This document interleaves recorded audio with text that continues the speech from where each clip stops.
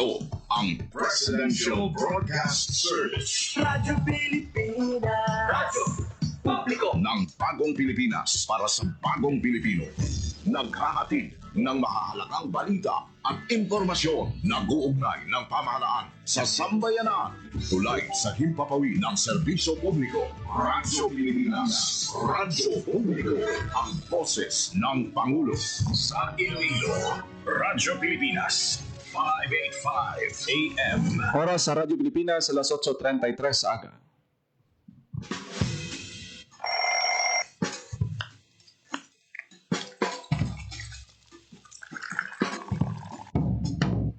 Aga sa Iloilo.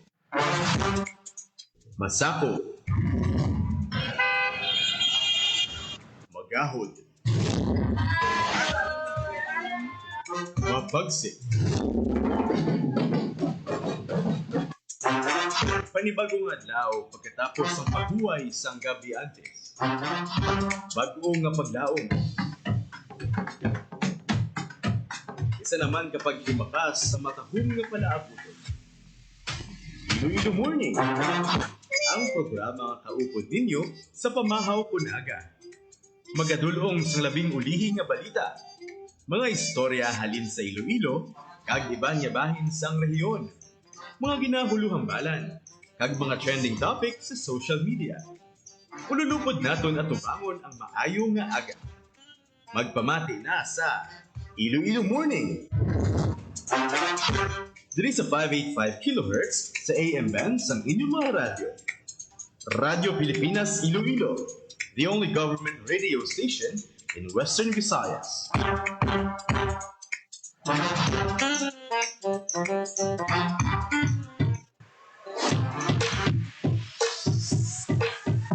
Mayong aga Pilipinas, good morning Western Visayas. Welcome sa Iloilo Morning Program. Adlaw kita sa Miyerkules, Nobyembre 19, tuig 2025. Mayong aga, Ems. Mayong aga, Jen. Isa ka magalumon nga aga sa tanan naton nga tagpalamati. Good morning. Happy Wednesday morning sa mga tagpalamati naton nga nagatutok sa ilang nga radyo. Kag nagabantay sa aton nga Facebook Live. Daw kaangay lang kahapon ang panahon naton diri sa syudad sang Iloilo, Jen. May lapta-lapta nga pag-ulan. Kag nagapabilin nga magalumon ang tiyempo. Balik kita sa aton siniya traffic ng mga dalanon sa buong aga. Ang aton ng mga dalanon, especially sa mga bulutuan, tigid ka traffic sa aton siniya mga motorista.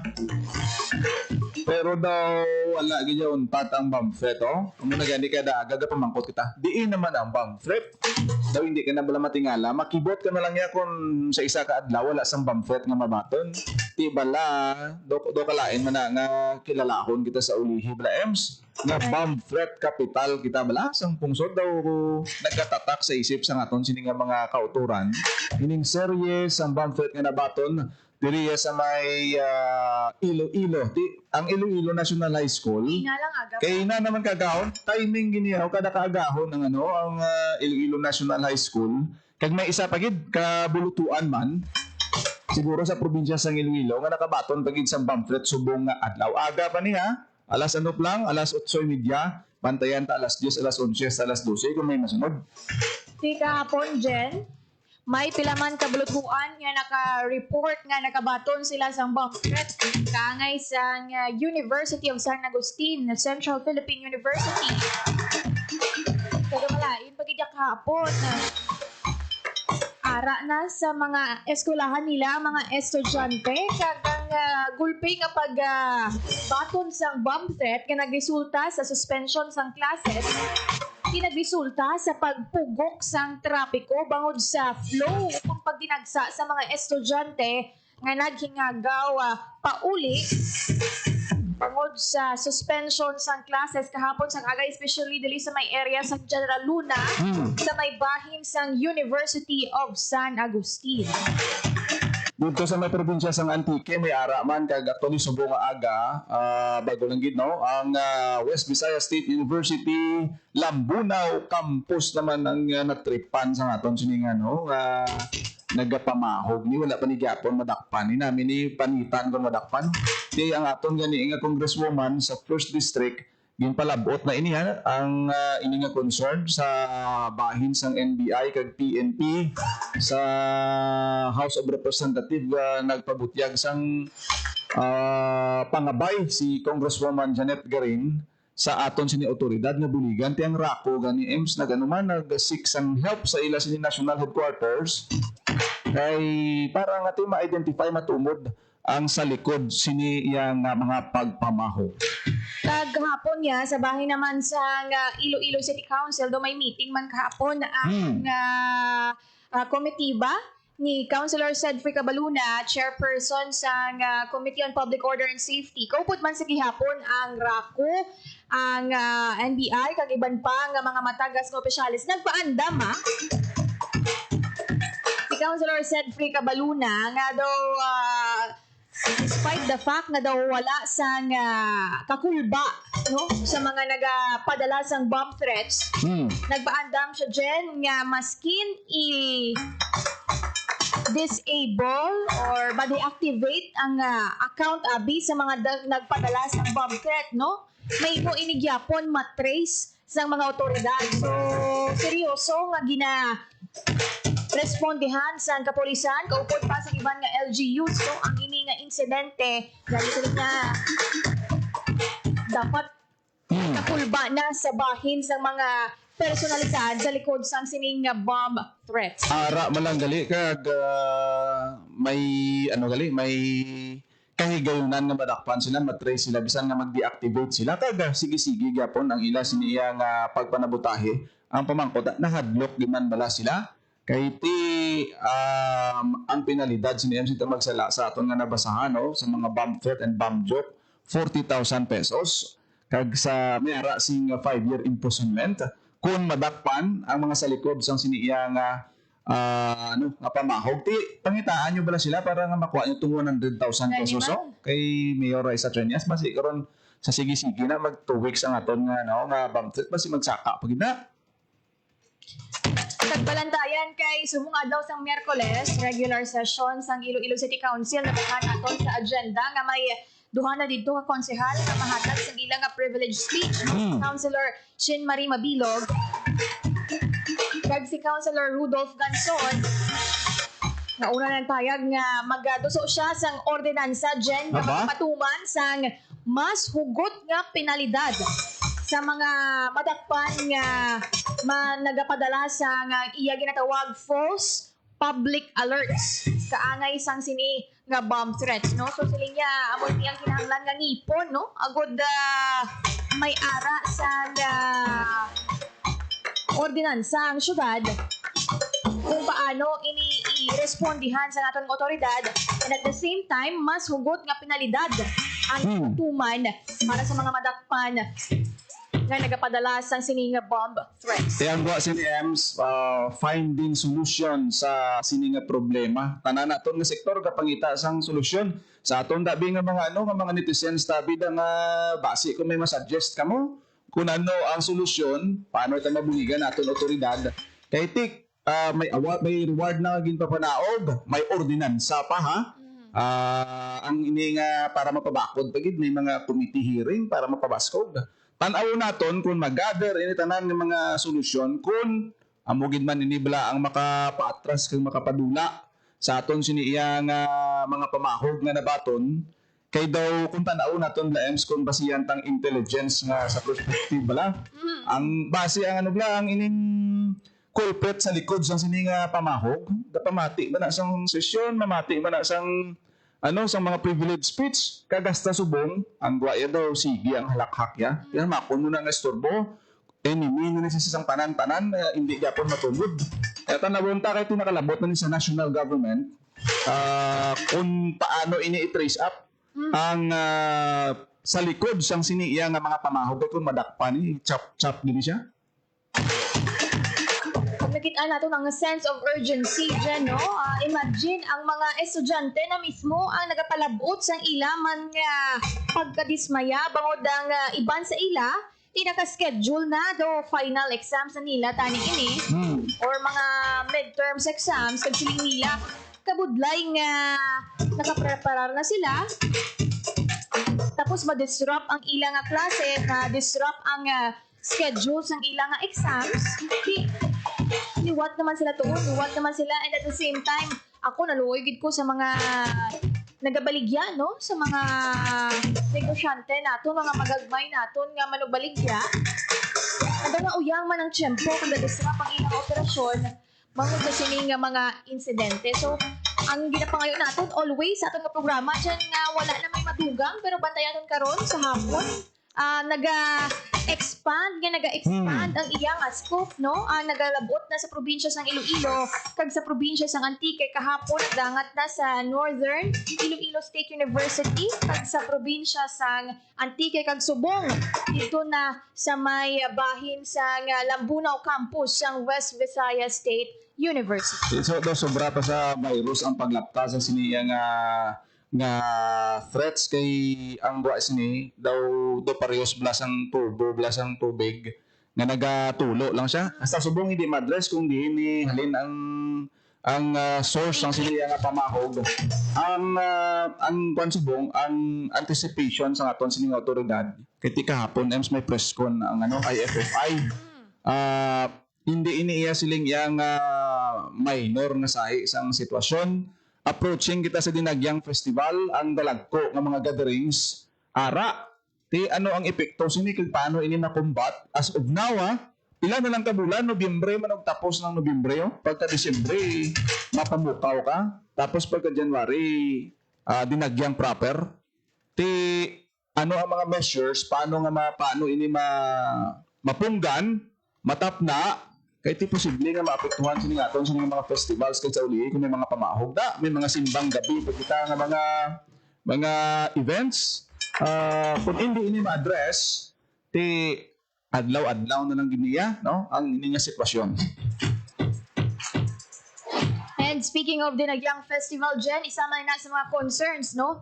Nga gin-raise naton kahapon sa ginpatigayan nga press conference ang Dinagyang Iloilo Festivals Foundation Incorporated. Officially, sakto nang siling mo, no? Nga pakadto na kita sa Dinagyang Festival with roughly 2 months na lang. Kag ang ila ditong nanging anunsyo, wala pa sila sang final nga desisyon kung bala may ipatuman nga signal jamming sa palabuton nga Dinagyang Festival. Pero ang ginmention ni Ma'am Joyce Antavicilia, ang Executive Director sang IFFI, padayon ang ila nga pag-coordinate sa kapulisan as to the final decision sa pagpatuman sa signal jamming. Pero kung madumduman natin dyan, may proseso. Abi na,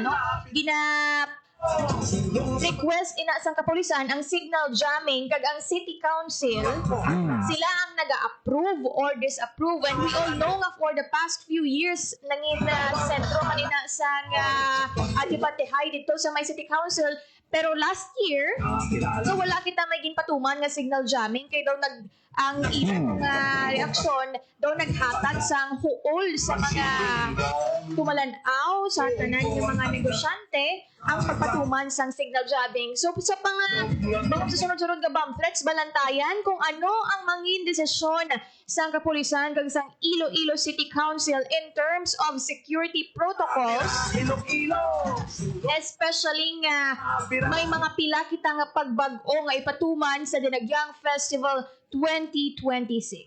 Okay, so far sa nagdiad peaceful man kahit bisan nga wala signal jamming ang aton nga mga pumuluyot nag-enjoy gid sila kahit nablang maga-live ang update real time gid makitaan sa aton siniya nga mga kauturan kagkabay pa amo gid nga aton sini nga goal paagi sa kooperasyon pag-address ang tanan nga security concerns dapat bululigan ini kapangalot na niya subong ya ulo ang aton siniya nga kapulisan niya kati kapoy pati ang K9 dog niya matyagan Kuya Ems nagara batyag maning ang K9 dog sang EOD kati pila ka bulutuan ano na lang eskwelahan abi ang wala pa subong kabaton bomb threat diri sa may syudad sang Iloilo. So kabay pa kon tani nga naga-approach na ang Dinagyang season madula ini ma-eliminate ini nga mga pamahog kag look forward kita sa matahom nga performance sa aton siniya nga dinagyang festival. Pero may mga pagbag-o subong.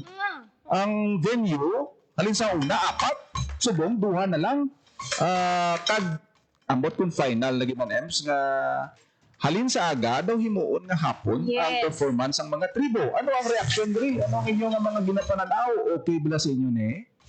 So for the first time, after nga regular nato nga gina-celebrate ang Dinagyang Festival, the first time ni Jen na from 4 to 5 judging areas, so kung performance areas,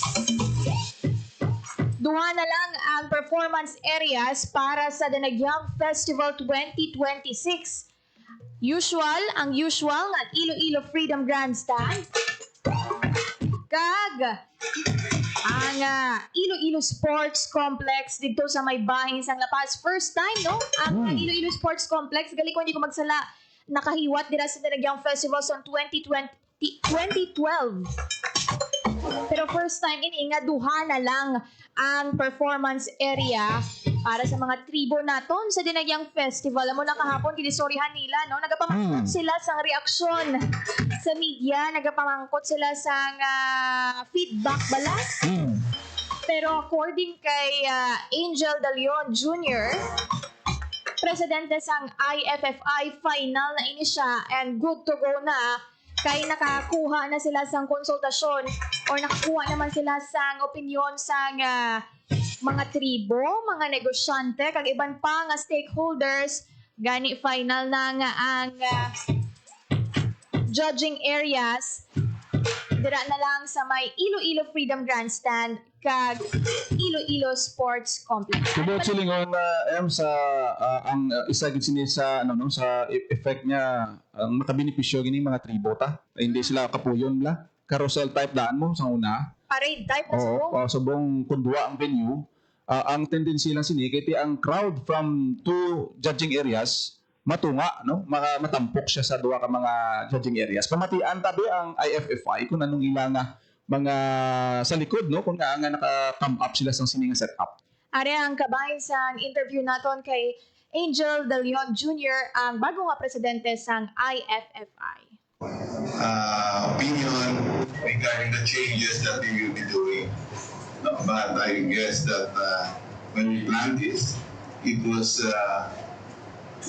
in response to several issues also that was being raised up to us in the previous events. So we're trying to upgrade and trying to, as much as possible, address the different concerns and make this more meaningful time of festival and honoring our Santo Niño.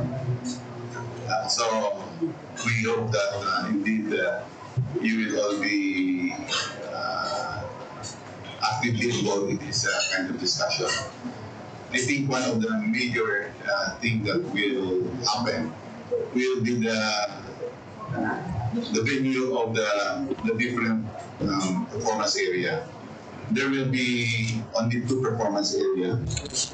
The first of which will be, of course, the Freedom Grandstand, and the next will be already the Iloilo Sports Complex. So, if we look into that, we will not bother anymore the different city areas with traffic, because of, if we do it in the previous years, we are putting up stages not 2 weeks before the event, and the routing has got to happen. So we felt that if we only have 2 stages, one is a Freedom Grandstand, which will not cause traffic anyway, and the sports complex, which will never cause traffic also because it is an area. Then we will address some of the issues that was happening in the past. However, we also before that, the Dinagyang with the opinion regarding the changes that we will be doing. Ang kabahin sa interview naton kay Angel De Leon Jr., ang bago nga presidente sang IFFI.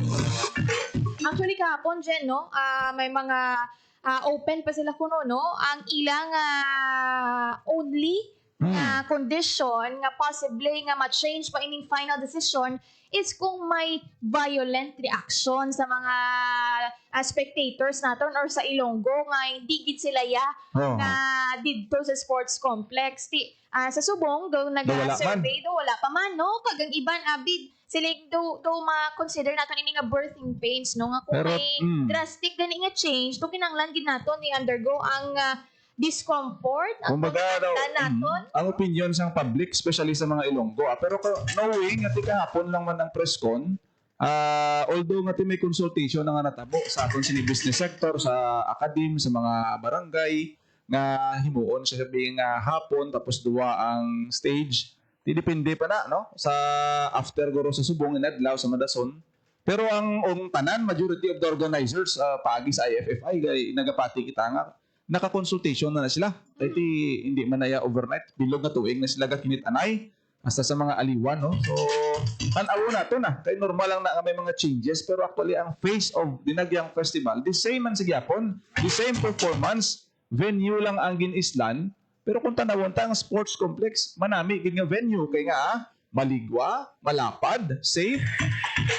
Amo na ang mga isa sa mga ginapananaw naton kagang aton nga mga tribo hindi man makapuyan. Kay ti mag-apat imaginabla no. Kung duwa na lang at least ang ilang nga performance ang energy level nila mas ma-maintain nila. May ara kisa nga perform sa judging area number 1 pag-abot sa number 4. Wala na. Medyo may mga gakalipong. Tidasi pa lang sa kung duwa ang stage. Basi bala kung hindi man na madulang nga wala sang gakalipong kay ti makapoy man mo pero ti ma-minimize. Tanaw na to no pag look forward kita.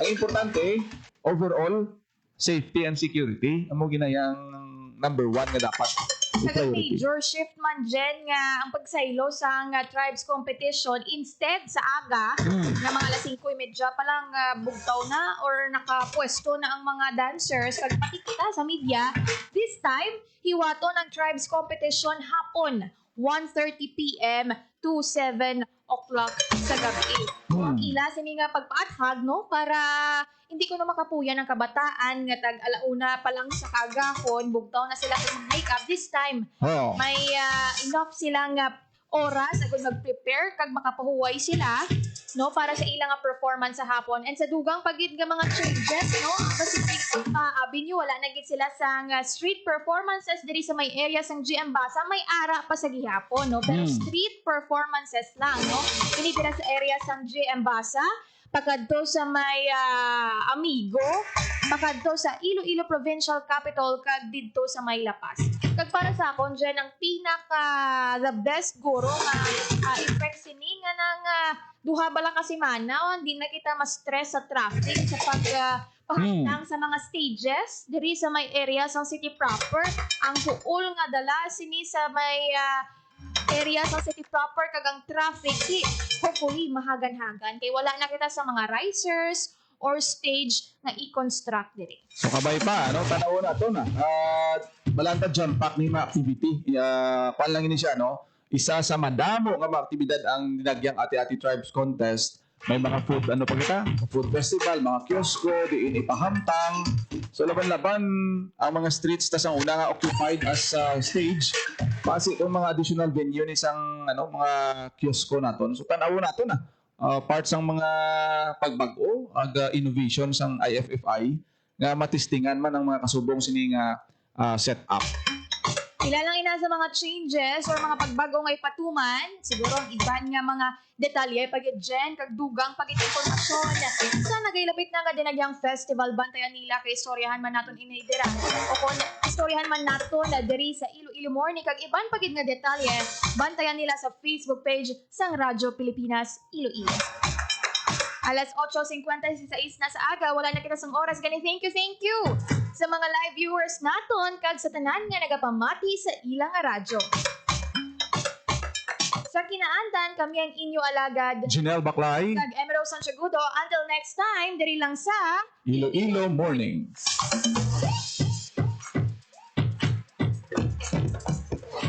Ito ang Presidential Broadcast Service Radyo Pilipinas.